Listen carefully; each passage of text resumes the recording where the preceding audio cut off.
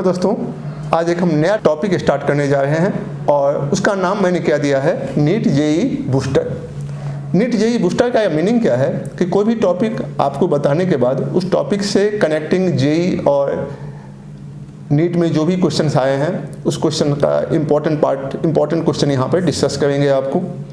लेकिन इस टॉपिक को डिस्कस करने से पहले आपके लिए क्या बेटर होगा कि जो डायमेंशन और एरर पे मैंने पहले से जो डिस्कस किया है उसको आप एक बार देख जाओ, क्योंकि वो बेसिक कंसेप्ट वहाँ से समझ में आपको आ जाएगी, तो ये क्वेश्चन आपके लिए समझना आसान होगा। जो 11th में अभी गए हैं उनको थोड़ी बहुत दिक्कत आ सकती है यहाँ पे, क्योंकि कई टर्म उनके लिए नया है, जैसे k equal to Boltzmann constant, ये क्या है, नया है, उनको थोड़ी सी दिक्कत आएगी। लेकिन मैं कोशिश करूँगा कि आप अच्छी तरह से समझ जाओ। और एक फ़ायदा आपको ये होगा यहाँ से कि आप समझ पाएंगे कि जेईई और नीट में किस पैटर्न के क्वेश्चन आते हैं। ठीक है, तो चलिए स्टार्ट करते हैं। फर्स्ट क्वेश्चन मैंने डायमेंशन से उठाया है। क्वेश्चन क्या है, pressure equal to alpha upon beta e to the power minus alpha Z upon K theta. K क्या है, बोल्ट्जमान कांस्टेंट, थीटा क्या है, टेम्परेचर। अल्फा बीटा का देखो, अल्फा बीटा क्या है, कांस्टेंट। तो यहाँ पे हम क्या करते हैं, ईच एंड एवरी टर्म का हमको डायमेंशन पता होना चाहिए। पी प्रेशर, इसका डायमेंशन हमको पता हो जाएगा। ई क्या है, एक नंबर का कोई डायमेंशन नहीं होता है। के इंटू थीटा, देखो के इंटू थीटा हम सॉल्यूशन करते हैं, के into theta Boltzmann constant into temperature, इसका डायमेंशन उतना ही होता है जितना कि एनर्जी का डायमेंशन होता है। ये आप इतना के इंटू टेम्परेचर क्या होता है, जितना इसका डायमेंशन उतना ही होगा जितना कि एनर्जी का, और एनर्जी का डायमेंशन क्या होता है, ml² टी के पावर -2। ये तो आपको याद होना चाहिए। ठीक है, चलिए अब हम इसको बनाते हैं। देखिए ये ई क्या है, एक नंबर, ई क्या है, नंबर। तो नंबर का जो पावर कोई आएगा, नंबर के ऊपर जो पावर कोई होगा, पावर का भी डायमेंशन नहीं होगा, नंबर का कोई डायमेंशन नहीं, तो नंबर के ऊपर पावर भी क्या है, नंबर है। ये क्या है, नंबर है, यानी अल्फा जेड बाई के थीटा, ये क्या है, एक नंबर है, और नंबर हैज नो डायमेंशन। तो यहाँ से हम अल्फा निकालते हैं पहले। अल्फा इजकल टू कितना आएगा, number into K theta by Z. तो alpha equal to number has no dimension, और के थीटा, के इंटू थीटा, ये होता है एनर्जी का डायमेंशन। एनर्जी का डायमेंशन इतना, तो देखिए ml² टी के पावर -2, और जेड क्या है, डिस्टेंस, इसके लिए हम ये देंगे, तो ये कितना आया, ml टी के पावर -2। तो अल्फा का डायमेंशन हमको फाइंड हो गया। तो यहाँ से हम अल्फा का डायमेंशन आ गया तो हम बीटा का डायमेंशन फाइंड कर सकते हैं। देखिए बीटा का डायमेंशन आप कैसे फाइंड करोगे, तो प्रेशर इजकल टू क्या है, अल्फा बाई बीटा इंटू इतना। अब ये पार्ट क्या है, नंबर है, ये पार्ट क्या है, नंबर है, तो पूरे पार्ट का कोई डायमेंशन नहीं होगा, नंबर हैज नो डायमेंशन। तो प्रेशर इजकल टू क्या लिखोगे, अल्फा अपॉन बीटा। तो बीटा का डायमेंशन निकालना है तो beta equal to alpha by pressure. Pressure क्या होता है, फोर्स बाय एरिया, तो एरिया ऊपर जाएगा इतना। अब आप डायमेंशन पुट कर दो, तो अल्फा का डायमेंशन कितना लिखेंगे, देखिए अल्फा इतना निकाले हो, ml टी के पावर -2। एरिया क्या होता है, l², साइड का स्क्वायर। फोर्स क्या होता है, ml टी के पावर -2। तो ये पार्ट कैंसिल हो गया, कितना बचा, l²। तो हम डायमेंशन क्या लिख सकते हैं, m0 l2 टी के पावर 0। तो इस तरह से हम ये क्वेश्चन को सॉल्व करते हैं, समझ गए। मैंने बेसिक कंसेप्ट इसमें क्या यूज किया कि ई क्या है, नंबर का पावर भी क्या होगा, नंबर। तो ये पूरा क्या हो गया, एक नंबर हो गया, इसका कोई डायमेंशन नहीं होगा, यानी इतना इजकल टू क्या लिखेंगे हम, नंबर, और यहाँ से हम अल्फा फाइंड कर लेंगे। फिर पी इजकल टू हम देखते हैं इतना, तो ये पार्ट क्या हो गया, नंबर, तो इस पार्ट को हम हटा देते हैं, तो पी इजकल टू कितना, अल्फा अपॉन बीटा। तो यहाँ से हमने बीटा फाइंड किया और इस तरह से डायमेंशन फाइंड किया। तो ये क्वेश्चन जेईई में आया था। और जेईई मेन का जो क्वेश्चन है, आप समझो इसी पैटर्न का क्वेश्चन आपको नीट में भी आता है। तो जो बच्चे नीट की तैयारी करते हैं, मैं कहूँगा कि कम से कम जेईई मेन का क्वेश्चन आप निश्चित तौर पर बनो। सेकेंड क्वेश्चन देखिए क्या है, x इजकल टू क्या है, 5yz²। यहाँ पे x क्या डिनोट करता है, कैपेसिटेंस और Z क्या डिनोट करता है, मैग्नेटिक फील्ड। तो क्या करता है, फाइंड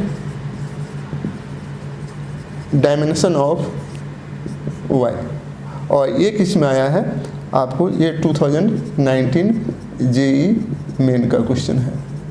अब यहाँ पे फिर जो 11th में आए हैं उन बच्चों को ये दिक्कत होगी, अभी आप इस क्वेश्चन को स्किप कर सकते हो, क्योंकि ये कैपेसिटेंस और मैग्नेटिक फील्ड जब आप 12th में आते हैं तो तब पढ़ते हैं, ठीक है। तो जो अभी नीट और जेई का एग्जाम देना है उनके लिए ये इंपॉर्टेंट है, वो समझ सकते हैं इसको आसानी से। एक्स क्या है, कैपेसिटेंस, जेड क्या है, मैग्नेटिक फील्ड।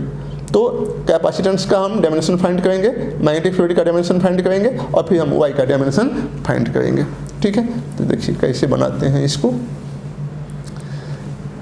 एक्स क्या है, कैपेसिटेंस। तो कैपेसिटेंस का डायमेंशन आप कैसे निकालते हो, तो आप देखो energy is Q is equal to क्या होता है, CV। हमको देखना होगा कि कैपेसिटेंस हम कैसे निकालेंगे। Q इज इक्वल टू क्या होता है, CV। तो C इज इक्वल टू क्या होता है, Q/V। तो Q कितना होता है, करंट इनटू टाइम, ठीक है। और V पोटेंशियल डिफरेंस क्या होता है, वर्क डन बाय चार्ज। तो कैपेसिटेंस इज इक्वल टू हो गया IT, और ये Q ऊपर में जाएगा और Q को क्या लिखेंगे हम, IT अपॉन इतना, I²T² अपॉन W। आपको पता है ना, चार्ज इज इक्वल टू क्या होता है, करंट इनटू टाइम। अब आप डायमेंशन लिख दो। तो कैपेसिटेंस का डायमेंशन कितना आएगा, आप देखिए। करंट का क्या होता है, एम्पियर, A², टाइम है तो T², वर्क डन कितना आएगा, mL², T के पावर -2। ये सब याद रहना चाहिए, वर्क डन का इतना होता है, ठीक है। तो ये कितना आ गया, m के पावर -1 -2, T के पावर 4 और 8/2। ये क्या आ गया, कैपेसिटेंस का डायमेंशन आपको आ गया यहाँ पे। अब आपको क्या फाइंड करना है बच्चों, मैग्नेटिक फील्ड फाइंड करना है। तो आप देखिए कि मैग्नेटिक फील्ड कहाँ पे आएगा, कहाँ से हम मैग्नेटिक फील्ड फाइंड करेंगे। तो मैग्नेटिक फील्ड के लिए सोचो, एक फॉर्मूला होता है, force is equal to QV/B होता है ना। आप याद करो, जब मैग्नेटिक फील्ड पढ़ते हो 12th में, तो F इज इक्वल टू क्या दिया हुआ है, QV/B sin थीटा। तो F is equal to QV/B sin थीटा, यही फॉर्मूला है ना। तो यहाँ से हम B का डायमेंशन फाइंड करते हैं। B इज इक्वल टू क्या हो जाएगा, F/QV sin थीटा। तो अब देखो F का डायमेंशन कितना होगा, mL/T के पावर -2। Q क्या होता है, IT, तो A/T। V क्या है, वेलोसिटी, वेलोसिटी कितना होता है, L/T के पावर -1। और किसी भी ट्रिगोनोमेट्रिक फंक्शन का डायमेंशन नहीं होता है, ये ट्रिगोनोमेट्रिक फंक्शन है।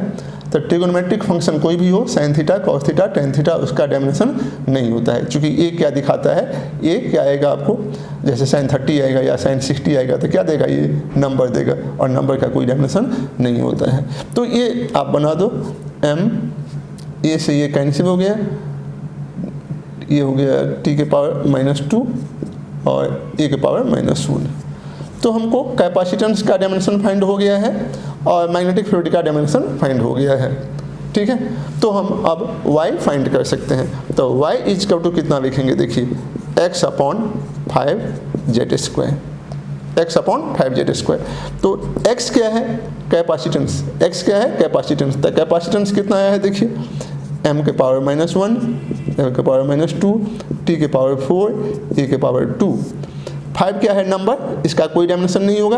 और Z², Z क्या है आपको, मैग्नेटिक फील्ड। तो मैग्नेटिक फील्ड इतना आ गया, यानी ये आ गया Z, लेकिन आपको क्या देना है, Z²। तो इसको स्क्वायर कर दो, तो m², t के पावर -4, a के पावर -2, ठीक है। अब इसको आप सॉल्व कर देंगे तो ये कितना आएगा, ये ऊपर जाएगा ना, तो m के पावर -3, फिर कितना आएगा आपको, m के पावर -2, ये ऊपर जाएगा, t के पावर 8 और ये ऊपर जाएगा, a के पावर 4। तो that is the dimension of y। तो ये आपका क्वेश्चन आया था। तो इस तरह से हम जेईई और नीट के क्वेश्चन को सॉल्व करते हैं। तो इस सेक्शन में हम इतना ही डिस्कस करेंगे और नेक्स्ट बूस्टर का जो सेकंड पार्ट है, सेकंड पार्ट में कुछ और क्वेश्चन हम आपको डायमेंशन और एरर का करेंगे। Thank you.